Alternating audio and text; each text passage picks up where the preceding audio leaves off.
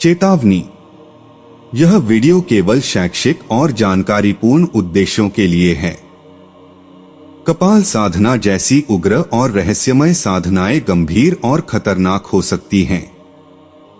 इन्हें केवल प्राचीन ग्रंथों और योग्य गुरुओं के मार्गदर्शन में ही किया जाना चाहिए। कृपया ऐसी साधनाओं के लिए बिना उचित ज्ञान और समझ के कोई भी कदम न उठाएं। इस प्रकार की साधनाएं शारीरिक और मानसिक संतुलन को प्रभावित कर सकती हैं। हम किसी भी प्रकार के हानिकारक या अनुशासनहीन व्यवहार के लिए जिम्मेदार नहीं हैं। सावधानी से कार्य करें और अपनी सुरक्षा को प्राथमिकता दें। कपाल साधना विधि। मित्रों, कपाल साधना वास्तव में एक गहरे और रहस्यमय धार्मिक अभ्यास से जुड़ा हुआ है।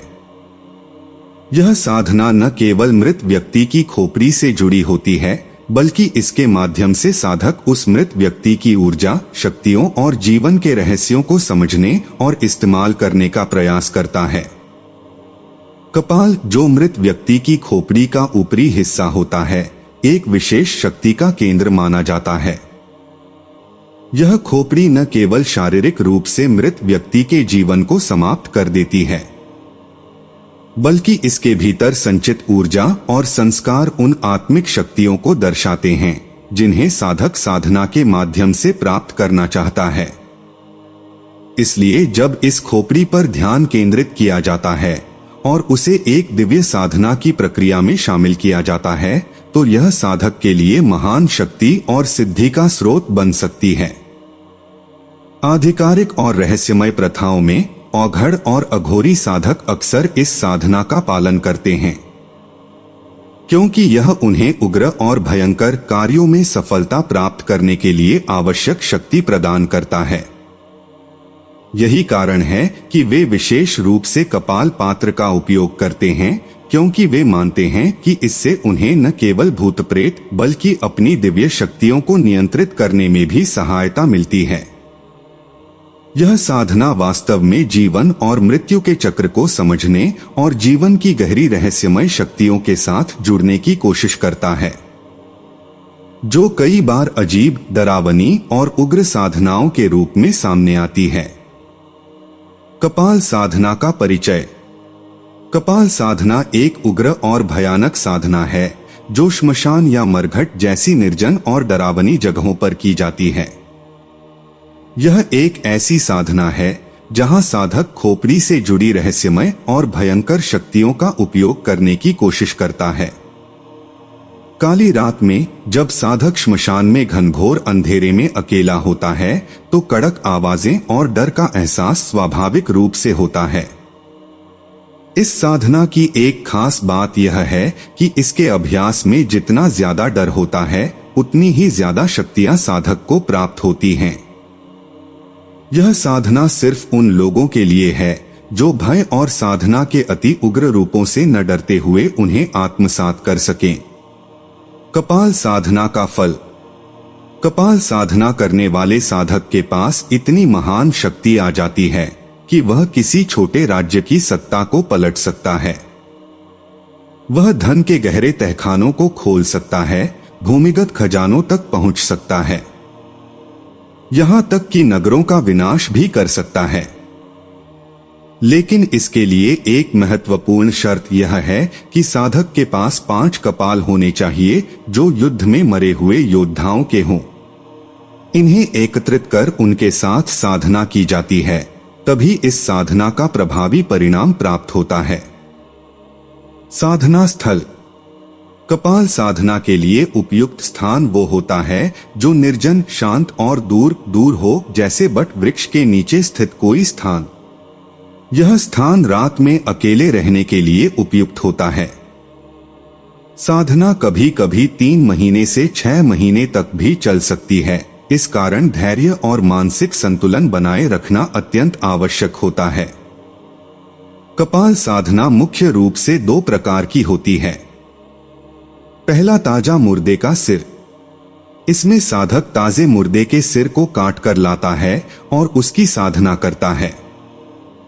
दूसरा, श्मशान से उठाया गया कपाल। इस साधना में श्मशान से मृतक की खोपड़ी को एकत्रित किया जाता है और उसी पर ध्यान केंद्रित कर साधना की जाती है।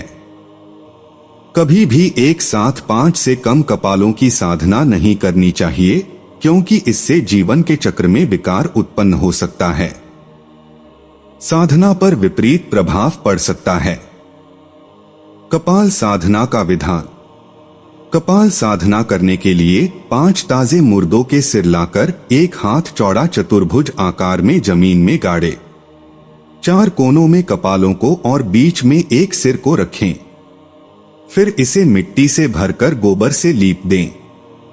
इसके ऊपर भैंसे की चमड़े पर बैठकर और कंबल डालकर 31 दिन तक साधना करें। सूखे कपाल को आसन के सामने रखें और उन्हें पूजें। कपाल साधना मंत्र। साधना के दौरान यह मंत्र जपना आवश्यक है। ओम नमो कपालेश्वर कपाल सिद्धि में कुरुते नमः। कपाल साधना विधि। कपाल साधना एक गहन और उच्चतम साधना है, जिसे करने के लिए अत्यधिक ध्यान, श्रद्धा और संकल्प की आवश्यकता होती है। यह साधना विशेष रूप से श्मशान, निर्जन स्थानों और बट वृक्ष जैसे प्राचीन और पवित्र स्थानों पर की जाती है, जहां की ऊर्जा साधक को उच्चतम सिद्धि की ओर ले जाती है। विधि का प्रारंभ। साधक को सबसे पहले सायंकाल में अपने साधना स्थान पर पूरी तरह से तैयारी करनी चाहिए। साधक को इस समय मानसिक रूप से तैयार होना चाहिए और सभी आवश्यक वस्तुएं जैसे दीपक, धूप, जल, मिठाई और मदिरा आदि एकत्र करनी चाहिए। फिर बट वृक्ष के नीचे, जो एक प्राचीन और शक्तिशाली वृक्ष माना जाता है, वहां बैठकर कपालेश्वर शिव जी की पूजा करें। कपाल साधना की पूजा सामग्री। पहला, कपाल मृत व्यक्ति की खोपड़ी। यह साधना करने के लिए साधक को 5 ताजे मृतक के सिर की आवश्यकता होती है। इन कपालों को श्मशान या अन्य उपयुक्त स्थानों से लाकर प्रयोग में लाया जाता है। कपाल साधना का उद्देश्य इन कपालों से उस व्यक्ति की ऊर्जा और शक्तियों का उपयोग करना है। दूसरा, दीपक और धूप। साधना के समय दीपक और धूप जलानी चाहिए, क्योंकि यह वातावरण को पवित्र करता है, साधक के मन को एकाग्र करता है। दीपक शिव जी के प्रति श्रद्धा और अंधकार से प्रकाश की ओर जाने का प्रतीक होता है। धूप वातावरण को शुद्ध करती है और दिव्य शक्तियों को आकर्षित करती है। तीसरा, मिठाई और जल। साधना के दौरान मिठाई और जल का भोग कपालेश्वर को अर्पित करना होता है। यह भोग कपालेश्वर को संतुष्ट करने के लिए दिया जाता है। मिठाई और जल का सेवन साधक को भी मानसिक शांति और संतुलन प्रदान करता है। चौथा, मदिरा। कपालेश्वर को मदिरा भी अर्पित की जाती है। यह साधना के प्राचीन रीति रिवाजों का हिस्सा है, जो अघोरी और औघड़ साधकों द्वारा किया जाता है। मदिरा को एक विशेष रूप से कपालेश्वर के समर्पण के रूप में अर्पित किया जाता है। पांचवा, गोबर और मिट्टी। साधना स्थल पर एक चौकोर आकार बनाना होता है, जिसमें कपालों को रखा जाता है। इस चौकोर जगह को गोबर और मिट्टी से लिपना पड़ता है। गोबर को शुद्धि का प्रतीक माना जाता है और यह क्षेत्र की ऊर्जा को संतुलित करता है। भैंसे की चमड़ा। साधक को भैंसे की चमड़े पर बैठने के लिए कहा जाता है, जो एक पवित्र वस्तु मानी जाती है। यह चमड़ा साधक के आसन को पवित्र करता है और साधना के दौरान उसे स्थिरता प्रदान करता है। सतवां, कंबल। कंबल का प्रयोग साधक को बैठने के लिए करना होता है। यह कंबल शरीर को गर्म रखने के साथ साथ साधक को ध्यान और साधना के प्रति एकाग्र बनाए रखता है। आठवां, नदी का जल और फूल। पूजा के दौरान जल से कपालों को स्नान कराना भी आवश्यक होता है। नदी का जल पवित्र और शुद्ध माना जाता है और इसे कपालों की शुद्धि के लिए प्रयोग किया जाता है। साथ ही फूल भी अर्पित किए जाते हैं, जो श्रद्धा का प्रतीक होते हैं। मंत्र जप। पूजा के बाद साधक को उस विशेष मंत्र का 5000 जप करना चाहिए जो इस साधना का मुख्य तत्व है। यह मंत्र कपालेश्वर के प्रति आस्था और श्रद्धा को प्रकट करता है और साधक को मानसिक रूप से इस साधना के गहरे आयामों में प्रवेश करने के लिए तैयार करता है। साधना की प्रक्रिया। साधक को यह मंत्र 31 दिन तक लगातार जपना है। इस दौरान कपालों की सिद्धि की प्रक्रिया शुरू होती है। एक एक करके कपाल धीरे धीरे बोलने लगते हैं और साधक को उनके संवाद से दिव्य ज्ञान प्राप्त होता है। यह प्रक्रिया कभी कभी अधिक समय भी ले सकती है, क्योंकि कपालों का सिद्ध होना एक गहरी प्रक्रिया है और इसमें समय लगता है। साधक को यह याद रखना चाहिए कि समय के साथ यह साधना और भी गहन होती जाती है और उस समय उसके आत्मबल और धैर्य की परीक्षा होती है। यह साधना जितनी कठिन होती है उतनी ही शक्तिशाली और प्रभावशाली सिद्ध होती है, अगर इसे पूरी श्रद्धा और समर्पण से किया जाए। कपाल साधना में धैर्य और श्रद्धा सबसे महत्वपूर्ण हैं। कभी कभी सिद्धि जल्दी नहीं मिलती, लेकिन साधक को हार नहीं माननी चाहिए।